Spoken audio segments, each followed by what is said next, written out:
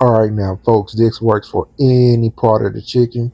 As you can see right here, I'm going to be using two small chickens. They call these Cornish hens. But what we're going to do right now is make sure our skin is nice and dry. And take your time with this, folks, because this is the most important of the part of the process and making sure the fat gets rendered on this chicken and your skin be nice and have that crispiness. And it don't even have to be crispy, folks, as long as it's chewable and it's not rubbery, because nobody want to eat no rubbery skin chicken.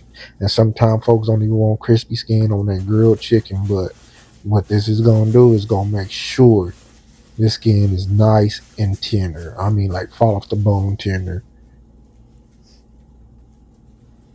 Take your time with this, folks. Sometimes you gotta lift the chicken and turn it around 2 or 3 times. But you want to make sure you get every part of this skin nice and dry. And don't forget to lift the wing, get up under the wing too. And this also right now, if you didn't do this while you clean your chicken, pull all them little feathers that you might see sticking off of there. Yeah, you get that sometime with the whole chicken, but folks, make sure you get every part of the skin nice and dry.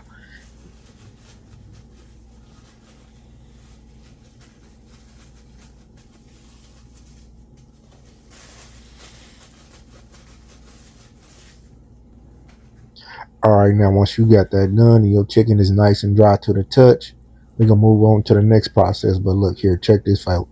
I like to keep this fat. We ain't trying to make no pretty chicken here. We just going for taste. Now I'm gonna be using some cornstarch just to show you this, but this process is for if you don't want to wait overnight. Cornstarch can help the chicken on your fat render a little bit faster if you're gonna be cooking in like the next few hours with some kind of event or something. But the main thing here is if you can, you want to let this sit in the refrigerator overnight with a dry salt brine on there. And it's got to be real salty, but I'll show you what I'm talking about here in a moment. But I'm gonna go ahead and lever these babies up with some of this cornstarch because I might be cooking these later on, or I just might decide to cook them tomorrow.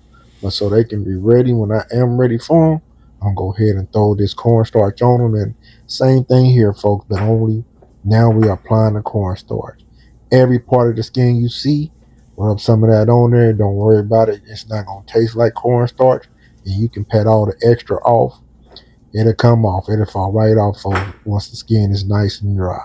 But yeah, this is for if you got some kind of event going on in the next few hours and you just want to make sure your chicken is ready for that grill within at least a good 4 hours or so. But do this for both sides of your chicken too. Don't forget that other side. Like I said, y'all, get every piece of skin you see.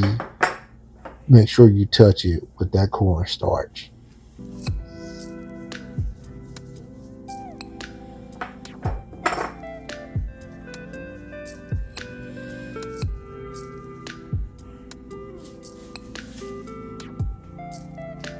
Now for this next step, we're gonna hit it with some of my BB rub. And this right here is another part of my little marination process, but it's a dry marination, just like if it was a dry brine, but we're gonna use this rub. This don't have too much salt in it. That is also another reason why I chose to use cornstarch, even though I might be putting these on the grill tomorrow or however it go. These babies are gonna be ready.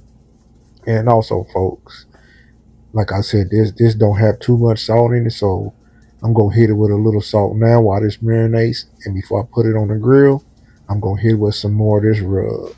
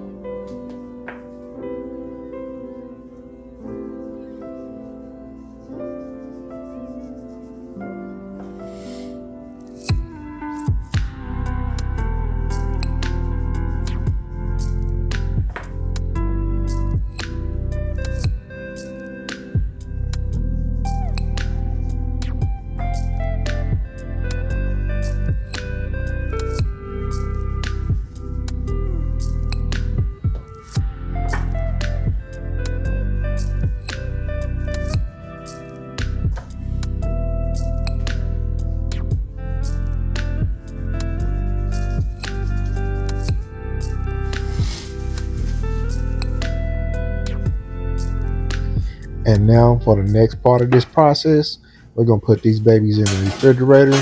We're gonna let these babies sit in there, like I said, even for the next few hours or overnight.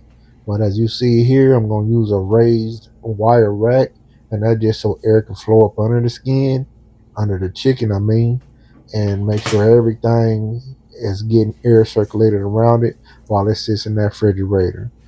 Now I'm gonna lay these on here with the back facing down. Even though there's not a lot of meat on there, there's still skin all around this chicken.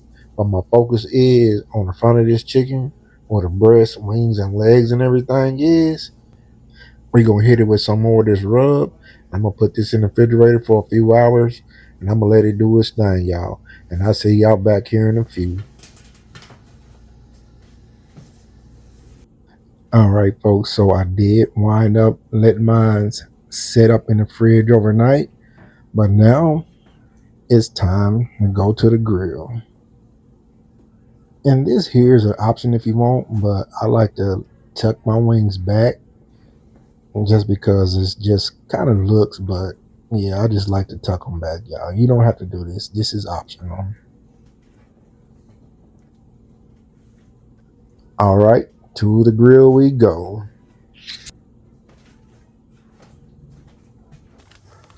I will be smoking with cherry wood at 275. And folks, any fruit wood would work. Just try to avoid wood like hickory and mesquite. They can be a little bit strong for poultry. I'll see you guys back here in a couple of hours. I'm going for a temperature of 155 instead of 165 for that maximum juiciness and tenderness. And here we are, folks. Just look at how tender and juicy they look. My. Don't those look good? Come on, y'all. Yeah, I'm going to get a taste for y'all.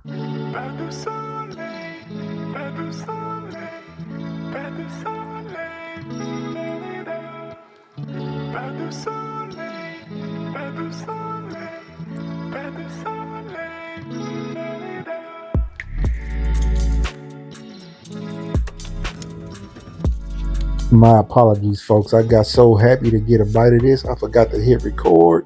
But look here, I get another one for y'all. And look how juicy and tender this is. Check it out, y'all. I usually don't do this, but I had to do it for y'all.